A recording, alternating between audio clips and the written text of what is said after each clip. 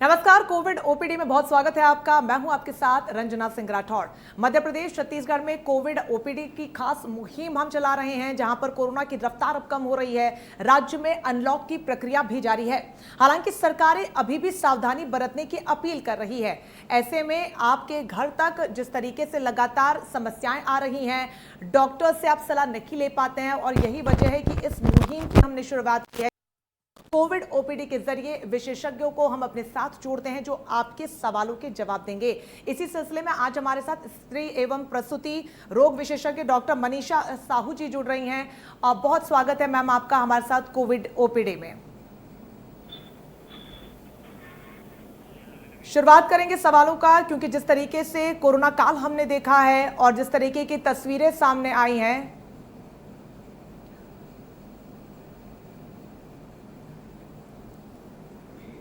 शुरुआत में करना चाहूंगी, बहुत महत्वपूर्ण है महिलाओं का योगदान मैम, क्योंकि पूरे परिवार की जिम्मेदारी उन पर होती है। तो इस कोरोना महामारी के दौर में किस तरीके से वो खुद को सुरक्षित रखे और अपने परिवार को सुरक्षित रखे, क्या विशेष उनको करना चाहिए?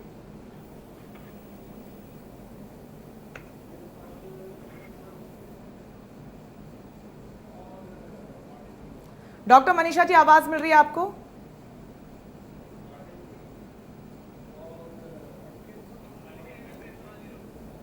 हेलो डॉक्टर मनीषा जी, आपको मेरी आवाज मिल रही है? हाँ, सुनाई पड़ रही है। बिल्कुल। सवाल मैं शुरुआत इसी से करना चाहूंगी, क्योंकि कोरोना काल में जिस तरीके से लोग अपनी सुरक्षा को लेकर तमाम काम कर रहे हैं, लेकिन महिलाओं के ऊपर जो जिम्मेदारी वो डबल हो जाती है कहीं ना कहीं, क्योंकि उन्हें खुद की सुरक्षा तो करनी ही है, पूरे परिवार को भी सुरक्षित रखना है। ऐसे में महिलाएं ऐसा विशेष क्या करें कि खुद को भी सुरक्षित रख सके और परिवार को भी इससे बचा सके? देखिए, कोरोना हो या कोई भी बीमारी हो, उसमें सबसे महत्वपूर्ण योगदान घर से स्टार्ट होता है। जैसे महिलाएं सबसे पहले अपने घर में मिल रही है।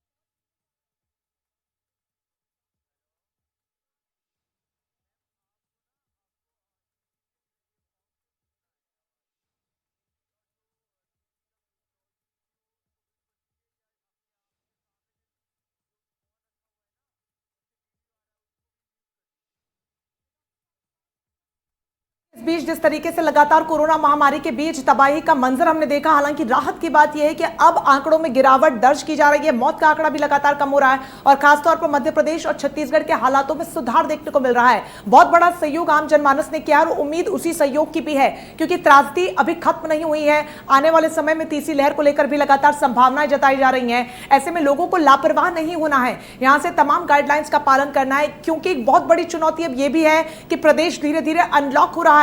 चीजें एक बार फिर से जो ऑफ ट्रैक हो चुकी थी उसे ट्रैक पर लाने के लिए अनलॉक की प्रक्रिया को शुरू कर दिया गया है। ऐसे में अब संक्रमण फैलने का खतरा और भी ज्यादा बढ़ जाता है, और यही वजह है कि लोगों को सावधानी बरतनी है। डॉक्टर मनीषा साहू एक बार फिर से हमारे साथ जुड़ गई है। मैम, शुरुआत में इसी सवाल के साथ करना चाहूंगी, क्योंकि ये एक ऐसा खतरनाक दौर जहां पर हम खुद की सुरक्षा के लिए भी लगातार जद्दोजहद करते हुए नजर आए। इन सब के बीच महिलाएं, जिनके ऊपर न सिर्फ अपनी जान की सुरक्षा को लेकर जिम्मेदारी बल्कि परिवार की जिम्मेदारी भी होती है, वो क्या ऐसा विशेष करें कि परिवार को भी सुरक्षित रख सके और खुद भी यहाँ पर इम्यून रह सके?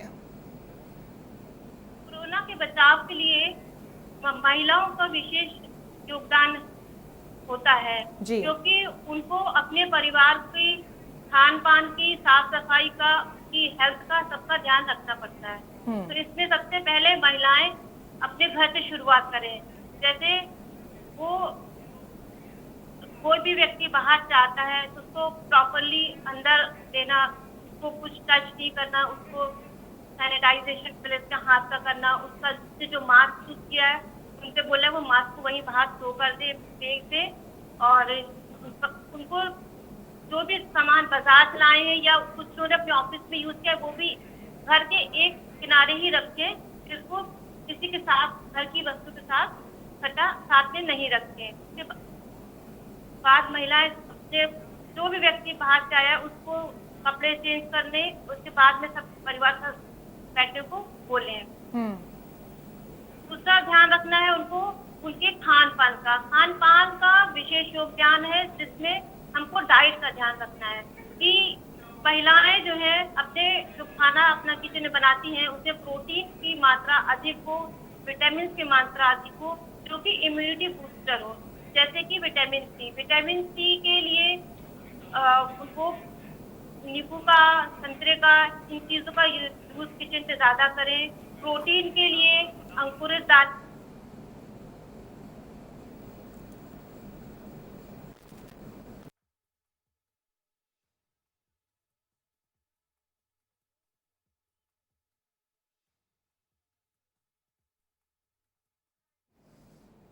तो घर बैठ की सलाह ले सकते हैं हम। लगातार नंबर्स भी फ्लैश कर रहे हैं जिनको डायल कर आप हमसे जुड़ सकते हैं, क्योंकि ये एक ऐसा दौर जहां पर लोग लगातार अस्पताल जाने से कतराते हैं। कहीं ना कहीं उनके मन में डर जरूर होता है और यही वजह है कि इस खास ओपीडी मुहिम की शुरुआत हमने की है आप तमाम दर्शकों के लिए, ताकि कोई भी कंफ्यूजन हो, किसी भी प्रकार के अवेयरनेस को लेकर सवाल आपको यहाँ पर पूछना हो या फिर किसी भी प्रकार की समस्या हो, उसको लेकर आप जानकारी हासिल कर सकते हैं। डॉक्टर साहब हमारे साथ लगातार जुड़ी हुई हैं। मनीषा जी, मैं जानना चाहूंगी, शरीर की जो प्रतिरोधक शक्ति होती है उसे बढ़ाने के लिए तमाम तरीके के अलग अलग उपाय यहाँ पर हैं। कभी डॉक्टर्स कुछ बताते हैं और जिस तरीके से आस पड़ोस के लोग बताते हैं, घर के बड़े बुजुर्ग बताते हैं, लेकिन एक पर्टिकुलर डाइट के बारे में या फिर वो कौन सी महत्वपूर्ण एक्सरसाइजेज होंगी जिन्हें हमें डेली लाइफस्टाइल में इन्वॉल्व करना चाहिए, जिससे कि जो प्रतिरोधक क्षमता उसे अधिक बढ़ाया जा सके। अभी देखा गया है जब से कोरोना का समय शुरू हुआ है, लोगों ने डाइट पे ध्यान रखना स्टार्ट तो किया है, लेकिन वो मेडिकली सप्लीमेंट ज्यादा ले रहे हैं, बजाय इसके कि जो उनके घर में खाने पीने के नॉर्मल डेली खाने पीने के सामान से ही उससे ही एक्सट्रैक्ट करें अपना प्रोटीन न्यूट्रिशन, विटामिन न्यूट्रिशन। शरीर की प्रतिरोधकता क्षमता यानी कि इम्यूनिटी कैसे बढ़ाई जाए, इसमें सबसे पहले हमको अपनी दिनचर्या सुधारनी, जिसमें पूरा नींद लेना होगा और मॉर्निंग में एक्सरसाइजेस है। एक्सरसाइजेस में भी ऐसा बहुत विग्रेस नहीं करना, नॉर्मल ब्रीथिंग एक्सरसाइजेस करके वो अपने आप की बॉडी की इम्यूनिटी बढ़ा सकते हैं। बहुत ज्यादा उपवास नहीं रखें, फ्रीक्वेंट मील्स लें, बार बार थोड़ा खाएं जिसमें प्रोटीन है जैसे अंकुरित दालें हैं, चना है, सोयाबीन की पनीर होती है, और जो नॉन वेजिटेरियन है एग में भी बहुत अच्छा प्रोटीन है। Protein plus vitamin C is immunity booster. आंवले का सेवन ज्यादा कर सकते हैं, नींबू, संतरा, और बाकी फ्रूट तो आप ले ही सकते हैं, लेकिन इनकी मात्रा अपनी महिला ध्यान रखे कि इनकी मात्रा उनके परिवार वालों के शरीर में अधिक से अधिक जाए, और उनकी दिनचर्या का भी ध्यान रखें कि वो चाहे घर के बच्चे हों, बुजुर्ग हों या किसी भी बीमारी से ग्रसित हो, तो इससे खान पान का चेंज नहीं करना है। एक्सरसाइजेस उसकी बॉडी जितना सहन कर सकती है उस हिसाब से एक्सरसाइज करनी है। बहुत ज्यादा शरीर को अपने कष्ट दे के एक्सरसाइज नहीं करें, और बस मेन चीज ये रखना है कि अपना दिनचर्या सुधारें। नींद का विशेष ध्यान रखना होगा कि नींद पूरी लें और समय समय पे। बिल्कुल, बहुत ज्यादा जरूरी। डॉक्टर मनीषा, जैसे कि जिक्र आप कर रही हैं इम्यूनिटी बूस्टर्स का, आपने जिक्र किया, आज की तारीख में मार्केट में ऐसे बहुत से प्रोडक्ट्स अवेलेबल हैं, क्या उनको बाय करना, उनको खरीदना यहाँ पर किसी प्रकार से नुकसानदायक नहीं होगा? क्या उनका भी सेवन किया जा सकता है? इसमें ये है कि जो हम रूटीन में खाते आ रहे हैं, जिनके बारे में हमको पता है, अब तो नए कंपनीज नए प्रोडक्ट लॉन्च कर रही हैं जी, उसमें उसकी ऑथेंटिसिटी हम लोग को नहीं पता है, लेकिन जो रूटीन में हम लोग खा रहे हैं जैसे च्यवनप्राश है, तो इसमें आंवले की मात्रा ज्यादा है, ये ले सकते हैं। सप्लीमेंट में लोग विटामिन सी जैसे सेलिन इनका यूज कर रहे हैं, वो भी ले सकते हैं। लेकिन मैं बार बार इस चीज पे आपको स्ट्रेस दूंगी महिलाओं को कि आप कोशिश करें बजाय दवाइयों के आप खान पान पे ही विशेष ध्यान दें। अपनी किचन में चेक करते रहें कि क्या क्या सामान हमको अपने घर के लोगों को देना, जिससे उनकी बॉडी में शरीर प्रतिरोधक क्षमता अधिक हो जाए। बिल्कुल, बहुत ज्यादा जरूरी है कि खान पान पर विशेष तौर पर ध्यान रखा जाए। इन सब के बीच बहुत ज्यादा जरूरी ये भी है कि लोग ये कैसे पता लगाएं कि कोविड के लक्षण उनमें हैं या नहीं। डॉक्टर मनीषा, मैं आपसे जानना चाहूंगी कि कोविड के संक्रमित होने के कितने दिनों बाद लक्षण देखने को मिलते हैं, वो कौन सा सही समय होगा कि हमें डॉक्टर को अब अप्रोच करना चाहिए?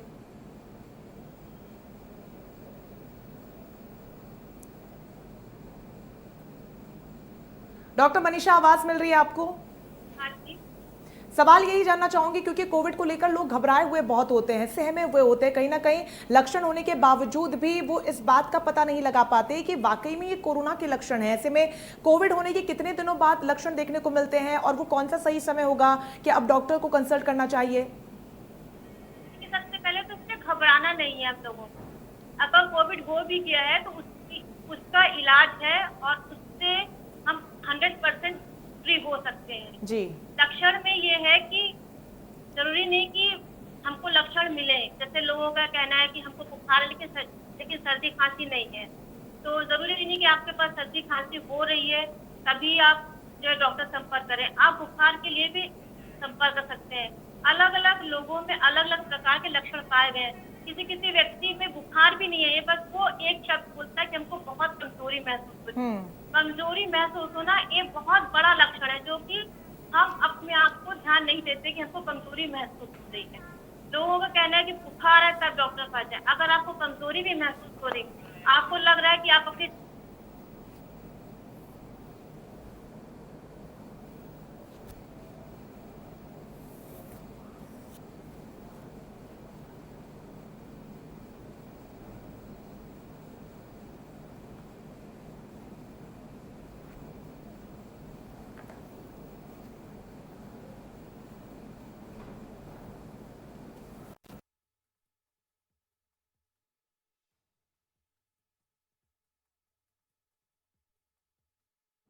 ऐसे में डॉक्टर मनीषा आपसे ये भी जानना चाहेंगे कि कब कोरोना को लेकर हमें जांच अपनी करवानी चाहिए, क्योंकि लगातार सलाह ये भी दी जाती है कि अगर माइनर से लक्षण है और आपको लगता है कि कोविड है तो आप घरों पर ही रहें, होम आइसोलेशन में ही अपना उपचार करें। तो सही समय कौन सा होगा कि डॉक्टर के पास जाएं और कोरोना की जांच को लेकर अप्रोच की जाए? सही समय ये कि सबसे पहले आपके लक्षण हो या फिर आप किसी कोरोना पॉजिटिव व्यक्ति के संपर्क में आए। तो ऐसा नहीं है कि आपको पहले दिन जो लक्षण दिखे आप अपना एंटीजन टेस्ट या आरटीपीसीआर कराएं वो पॉजिटिव आए। अगर पहले दिन आपका नेगेटिव आता है तो आप बिल्कुल निश्चित मत रहिए कि आप पॉजिटिव नहीं हो। 4th day, 5th day, 6th day भी रिपोर्ट में आया है कि सेकेंड रिपोर्ट में पॉजिटिव आया है। कभी भी पहली रिपोर्ट पे अगर आप नेगेटिव आए और लक्षण है तो इस चीज से आप निश्चित मत रहिए कि आपको कोरोना नहीं है। आप बार बार हर तीसरे दिन अपना टेस्ट करवा सकते हैं। संपर्क आने के 4 से 15 दिन के बीच में लक्षण आते हैं। कभी कभी हमको नहीं पता लगता कि हम किस दिन संपर्क में आए, तो उसमें दिन नहीं गिनना है, उसमें हम लोग को लक्षणों के हिसाब से डॉक्टर से संपर्क करना है। और नेगेटिव होना से इस कंफर्मिटी नहीं होती है कि हम नेगेटिव है। हमको अगर लक्षण है तो 4 दिन बाद दोबारा भी कराएंगे और उस बीच में हम घर वालों से थोड़ा आइसोलेट हो जाएंगे। कोशिश करेंगे कि अपनी दिनचर्या जो ऑफिस वर्क इन चीजों को विड्रॉ करके घर में ही एक पे रहें और अपना ऑक्सीजन मॉनिटर करते रहें और अपनी डाइट अच्छी लें, जिससे कि अगर आपको कोरोना हो भी गया है और आप पॉजिटिव भी आते हैं तो आपकी बॉडी इतनी स्ट्रांग है कि आप बिना एडमिट हुए आप कोरोना से लड़ सकते हैं और नेगेटिव रिपोर्ट ला सकते हैं। बिल्कुल, बहुत ज़्यादा यहाँ पर ज़रूरी है कि सही वक्त पर बीमारी का पता लगाया जा सके, जिससे कि जो सिम्टम्स है वो सीवियर ना हो जाए, मेजर ना हो जाए। इन सब के बीच इस जंग में फतेह पाने का एकमात्र तरीका जो हमारे पास है डॉक्टर साहब, वो ये कि वैक्सीन हम लगाएं, वही ब्रह्मास्त्र हमारे पास है। लेकिन लगातार खबरें सामने आ रही है, खासतौर पर गर्भवती महिलाओं को लेकर, क्या उनका टीका लगवाना सेफ होगा? अभी उस पर रिसर्च चल रही है। इंडिया में अभी स्टार्ट नहीं हुआ है, लेकिन जल्दी इस चीज पे भी आ जाएगा कि गर्भवती महिलाएं अपना टीकाकरण करवा सकती है, लेकिन अभी इस चीज की अनुमति भारत में नहीं थी। लेकिन साथ ही जो महिलाएं स्तनपान करवाती हैं डॉक्टर मनीषा, क्या उनके लिए सेफ होगा? क्या वो टीका लगवा सकती हैं? हाँ जी, उसकी तो अनुमति दे दी गई है। आप निश्चिंत होकर के अपना वैक्सीनेशन करवा सकते हैं, इससे कोई भी हानि नहीं। बिल्कुल, एक बहुत बड़ी समस्या इसको लेकर भी आ रही है कि अगर आपने किसी वैक्सीन का पहला डोज ले लिया है और उसके बाद अगर आपको कोविड हो जाता है, आप रिकवर हो जाते हैं, तो जायज़ सी बात है कि एंटीबॉडीज आपकी बॉडी में डेफिनेटली डेवलप हुई होंगी। क्या उस केस में दूसरा डोज लगवाना जरूरी हो जाता है या फिर आप उसे स्किप कर सकते हैं? स्किप नहीं करना, दूसरा डोज वैक्सीनेशन डोज आपको पूरा लगवाना है। एंटीबॉडीज बनने अच्छी बात है, लेकिन आपको 2 डोज कंप्लीट करनी है। बिल्कुल, बहुत ज़्यादा ज़रूरी है यहाँ पर कि वैक्सीन लगवाएं, इस प्रक्रिया में बढ़ चढ़ के हिस्सा लें। लेकिन कोविड पॉजिटिव व्यक्ति को होम आइसोलेशन में रहने की जो सलाह दी जाती है, मैम, किस तरीके से पूरे प्रोसेस को यहाँ पर फॉलो किया जाए, क्या वो करें और क्या ना करें? कोविड पॉजिटिव व्यक्ति को अगर घर में आइसोलेशन की सलाह दी गई है, तो सबसे पहले आइसोलेशन का मतलब होता है कि सब परिवार के हर व्यक्ति से आप दूर हो, आपका कमरा अलग हो, आपका टॉयलेट अलग हो, आप बिल्कुल रूम से बाहर नहीं निकले। अगर निकले तो उस जगह निकले जहाँ पर घर का कोई और भी व्यक्ति नहीं जाता है। जी।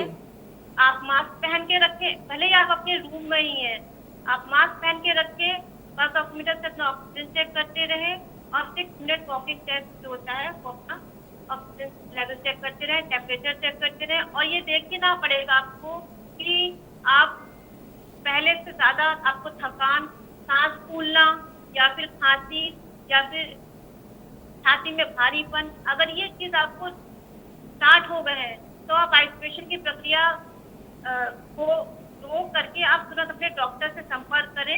अगर डॉक्टर एडमिट होने की सलाह देता है तो आप एडमिट भी हो सकते हैं।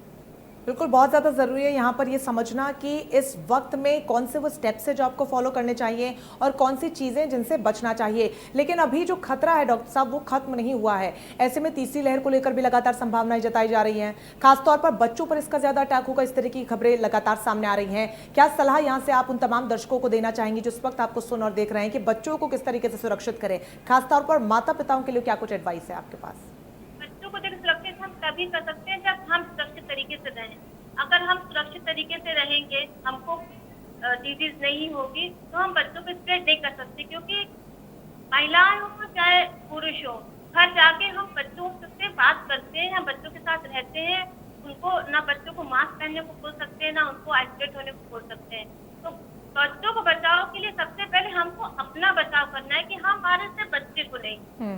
और प्लस बच्चों को भी हमको सब शिक्षा देनी है कि किसी तरीके से बाहर वो नहीं निकले। अगर बहुत जरूरी होता है तो माता पिता की अनुमति के साथ उनके साथ जाएं, मास्क पहने और सैनिटाइजर हाथ में लेके चले। और डाइट है, एक्सरसाइज है, वो भी बच्चों के लिए भी जरूरी।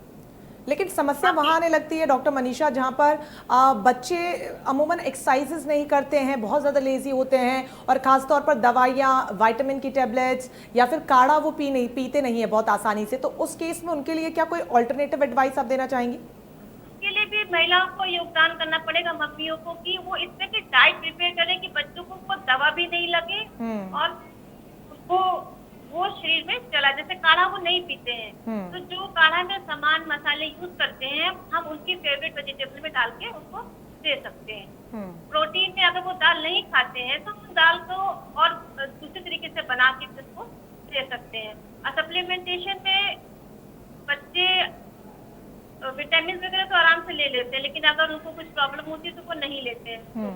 बस यही है कि बचाव जितना हम अपना करें तो बच्चे बचेंगे। बहुत ज्यादा जरूरी है यहाँ पर। बच्चों का भी टीकाकरण भी शुरू हो जाएगा, इससे भी बिल्कुल अभी तक टीकाकरण शुरू नहीं हुआ है, ट्रायल चल रहा है, इसलिए बहुत ज़्यादा महत्वपूर्ण है कि सुरक्षा कवच पहले से ही एक्सरसाइजेस के जरिए, खान पान के जरिए बच्चों के इर्द गिर्द बनाया जाए। इसके अलावा गर्भवती महिलाओं को लेकर भी समस्या बनी हुई है, क्योंकि आपने जैसा कि जिक्र किया कि उनके टीकाकरण को लेकर भी अभी तक रिसर्च जारी है। ऐसे में गर्भवती महिलाओं को अपने लिए अगर सुरक्षा की शील्ड बनानी है तो वो क्या विशेष करें? देखिए, गर्भवती महिलाएं सबसे पहले जब उनको पता लगता है कि उनको प्रेगनेंसी हो गई है, तो एकदम से वो डॉक्टर से संपर्क करने के लिए हॉस्पिटल नहीं भागे। उनका अपना जो डॉक्टर है उससे आपको टेलीफोन के द्वारा ही संपर्क करके मेडिसिन स्टार्ट कर सकती हैं। और अगर जब डॉक्टर बुलाता है तभी जाएं हॉस्पिटल, और हॉस्पिटल में अपॉइंटमेंट ले करके जाएं। दूसरा, वो अपना कोशिश ये करें कि इस बीच में जब पता है वैक्सीनेशन उनका नहीं हो सकता तो घर से बाहर नहीं निकले बिल्कुल भी। अगर हॉस्पिटल में जाना पड़ रहा है तो डॉक्टर से अपॉइंटमेंट ले करके हॉस्पिटल जाएं। अगर उनको वेट भी करना पड़ता है तो वेटिंग एरिया में ना बैठ के अपने वाहन में बैठ के वेट करें अपने नंबर का, और अपनी रिपोर्ट वगैरह का वेट करने की जरूरत नहीं है, तुरंत घर चले जाएं। बाद में उसको कलेक्ट कोई और कर सकता है। कोशिश करें कि कम से कम हॉस्पिटल हो जाए और बाहर तो बिल्कुल भी एक्स्ट्रा नहीं, और अपनी डाइट का भी पूरी ध्यान रखें। बिल्कुल डॉक्टर मनीषा, साथ ही ये भी सवाल लगातार बना हुआ है कि कोविड से तो रिकवर हो जा रहे हैं आप, लेकिन कोविड के बाद भी जो मौत का सिलसिला है वो देखने को मिला है। कई लोग ऐसे हैं जो सक्सेसफुली रिकवर होने के बाद जान गंवा बैठे हैं, उसके क्या कारण है? उसका कारण ये कि जब वो डिस्चार्ज होकर के आते हैं तो घर वाले भी रिलैक्स हो जाते हैं और पेशेंट भी रिलैक्स हो जाता है। ना तो वो प्रॉपर डाइट लेता है, ना उसके सिम्टम्स का ध्यान रखता है। उनको लगता है कि अब वो ठीक है, लेकिन ऐसा नहीं। ऐसा देखा गया है कि कोविड पॉजिटिव होने के बाद, नेगेटिव आने के बाद में 1 महीना, 2 महीना, 3 महीने बाद से डेथ हुई है, सडन कोलैप्स हुए पेशेंट, क्योंकि उनको अपना सिम्टम्स का आइडिया ही नहीं कि वो जब डिस्चार्ज होके आए हैं उसको वीकनेस लग रही है, लेकिन वो अपना डाइट का फॉलो नहीं कर रहे हैं। छाती में भारीपन, हार्ट पे भी काफी इफेक्ट आता है बाद में, लेकिन लोग इस चीज का ध्यान नहीं रखते हैं। अगर उनको डिस्चार्ज होने के बाद में भी वैसे सिम्टम्स फील हो रहे हैं, वीकनेस लग रही है, वो सांस फूल रही है, उनको छाती में भारीपन लग रहा है, तो दोबारा वो तत्काल डॉक्टर संपर्क करें, ना कि ये फील करें कि अब वो कोरोना मुक्त हो गए हैं, अब उनको डॉक्टर की जरूरत नहीं है। डॉक्टर से परामर्श वो तुरंत हर छोटी से छोटी प्रॉब्लम के लिए करें। और अगर बुजुर्ग बार हैं तो अपने शुगर का ध्यान रखिए, उनका शुगर लेवल, अगर वो डायबिटिक है, नॉन डायबिटिक है, तब भी उनको अपनी शुगर का लेवल, अपने हार्ट का रूटीन चेकअप वगैरह कंटिन्यू करें। बिल्कुल, बहुत ज़्यादा ज़रूरी है यहाँ पर कि तमाम प्रिकॉशंस को लेते रहें। लेकिन एक समस्या लगातार डॉक्टर मनीषा ये भी सामने आ रही है कि कोविड से तो आप रिकवर हो गए हैं, लेकिन पोस्ट कोविड जो कॉम्प्लिकेशन सामने आ रहे हैं उससे कैसे डील करें, क्योंकि कई ऐसे मेजर सिम्टम्स देखने को मिल रहे हैं, फिर चाहे वो वीकनेस हो या उसके बाद लगातार फीवर आ रहा है, लोगों को नज़ले की परेशानी बनी हुई है, गले में खराश बनी रहती है, तो उससे कैसे डील किया जाए, क्योंकि ये लॉन्ग रन में बना रहा है। उसके डील करने के लिए भी हमको इम्यूनिटी बढ़ानी है बॉडी, जिससे कि जब तक कि हमको सिम्टम्स हैं, हम घर पर जाकर के भी हमको आइसोलेट होना है जी। और डाइट का भी इसमें विशेष ध्यान देना होगा कि हम कुछ बहुत हैवी डाइट नहीं लें, जितनी हमारी बॉडी अलाउ करे उतनी हम एक्सरसाइजेस से स्टार्ट करें। अगर हमें लगता है कि एक्सरसाइजेस हम नहीं कर पा रहे जो हम पहले कर पाते थे, इसका मतलब आपकी बॉडी में अभी भी कहीं ना कहीं पोस्ट कोविड इफेक्ट है, जो कि हमको सुधारना है।